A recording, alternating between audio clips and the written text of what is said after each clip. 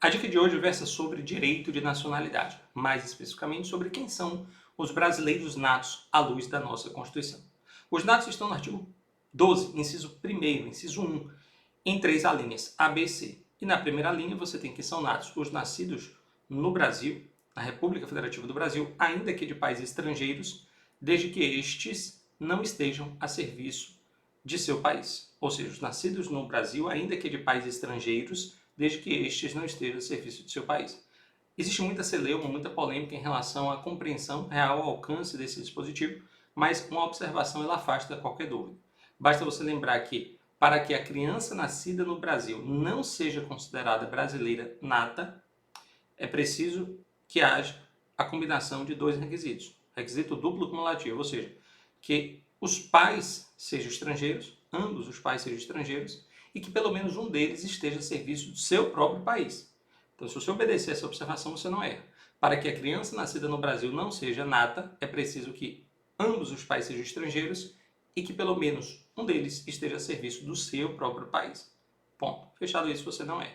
A segunda hipótese de natos, a linha B, ela vai dizer que são natos. Agora, os nascidos no estrangeiro, de pai brasileiro ou de mãe brasileira, agora é desde que qualquer deles, ou o pai brasileiro ou a mãe brasileira, estejam a serviço da República Federativa do Brasil. Que é estar a serviço do Brasil está a serviço da administração pública brasileira, seja ela direta ou indireta. Isso significa estar a serviço da República Federativa do Brasil, não de empresas privadas que não têm nenhuma relação com o Estado. Agora, administração direta ou indireta considera-se a serviço da República Federativa do Brasil. Bacana? E por fim, a linha C.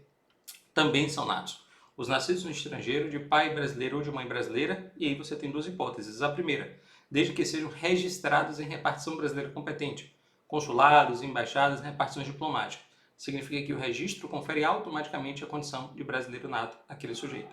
Mas se eventualmente não forem registrados, desde que venham a residir na República Federativa do Brasil e optem, em qualquer tempo, depois de atingida a maioridade, pela nacionalidade brasileira. Então, vem residir no Brasil e optam qualquer tempo depois da maioridade pela nacionalidade brasileira. Lembrando que, enquanto ele não atinge a maioridade, esse sujeito, imagina que ele venha menor e ele ainda não atingiu a maioridade. O Supremo vai dizer que ele é brasileiro nato sob condição suspensiva, de modo que a partir dos 18 anos ele só continuará nato se ele fizer uma opção confirmativa, em procedimento de jurisdição voluntária, a tramitar na Justiça Federal, cuja decisão do juiz é meramente homologatória.